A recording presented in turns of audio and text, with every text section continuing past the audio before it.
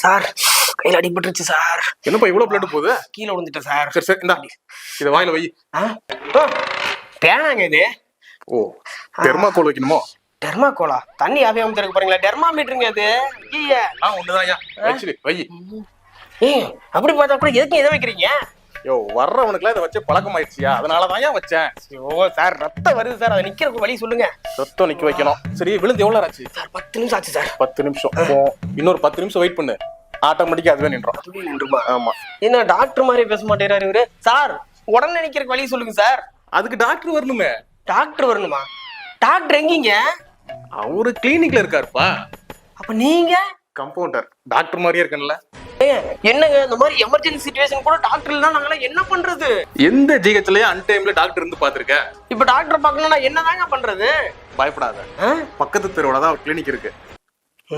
24x7 அங்க மட்டும் போய் பாரு.